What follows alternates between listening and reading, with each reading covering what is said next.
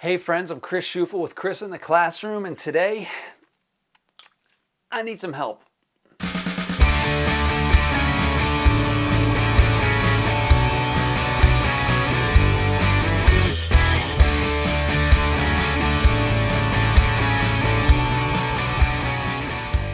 If you've ever seen me at your school or seen me speak at a conference or watched any of my other videos, you know that my favorite word in the entire world is resilient. I love that word. I love it so much, I put it on all my clothes.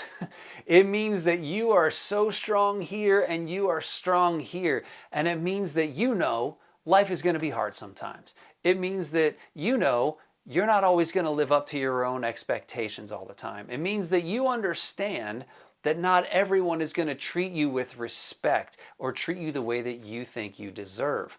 Resilient means that you know things are not always going to be happy all of the time, but you aren't going to let that keep you down.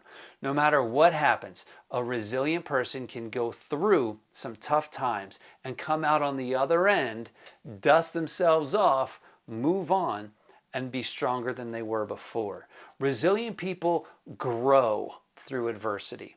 In simple terms, resilient people understand this. If something or someone is going to break my heart, it has to get through my brain. And resilient people know how to use the power of their brain to protect their heart. And I know that all sounds nice. And it's a great message. Be resilient. Teach kids to be resilient. And it is. And I love teaching it. But there's two things that we have to understand for this message to really work. First, it takes time. There's so many people who hear my message of building resilient kids and they say, yes, people need to be more resilient. Suck it up, buttercup. Life is going to be hard. Learn to deal with it. But the thing is, it doesn't always work that way. You see, when you're dealing with mental and emotional health, there's so many facets and moving parts that have to work together in order to make this thing called resilience a reality. If we're honest, nobody wants to continually go through life experiencing weakness and pain in certain areas of their life. The thing is, there could be such a deep history of pain and fear and weakness that it's going to take quite a bit of time to work through a lot of those issues and build that resilience. And a lot of times, it's really situational and specific to each person. For example, you may not be upset or offended by a certain insult, but to someone else, that could be the worst thing in the world. Or you may not care if you get left out of something, or if someone talks about you behind your back. But to someone else, that could be the end of their world. Or maybe something has happened in your life recently, and something that never bothered you before all of a sudden makes you go crazy, or it absolutely just wrecks you. So patience is the key.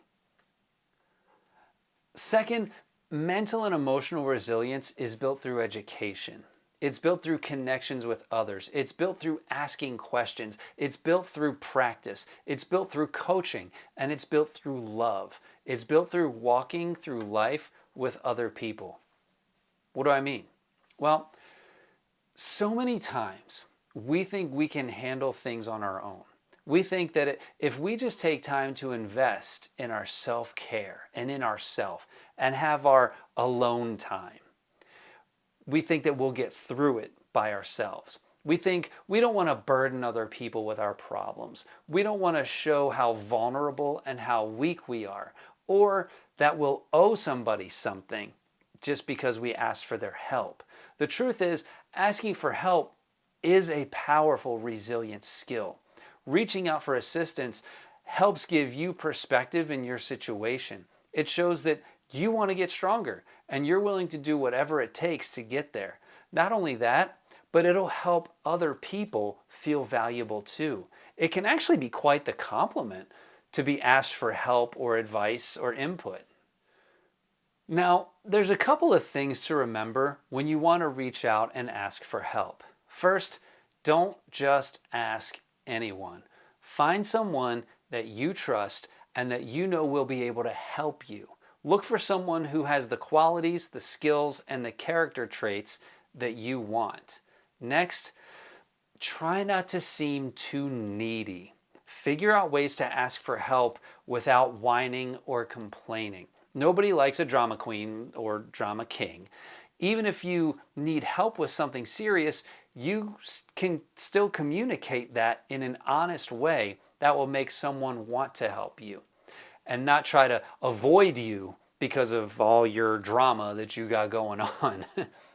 Third, respect the other person's time and their space. The right person will be there for you, but that doesn't mean you get to blow up their phone every 2 minutes. If they say they will help you, trust that they will. Set specific times to meet and talk about things, and only do so during those times, unless, of course, they give you the okay to reach out whenever you need to. Next, talk less, listen more.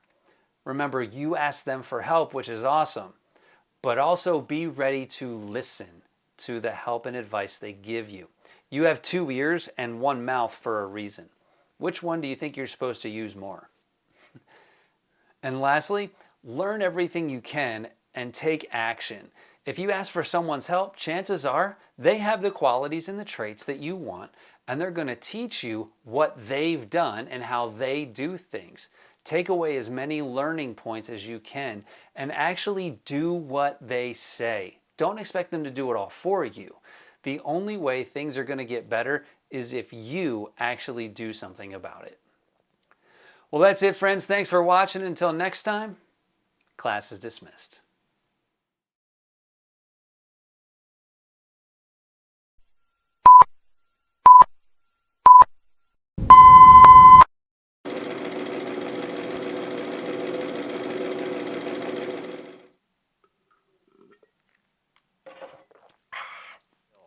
Reaching out for help, it helps you give you,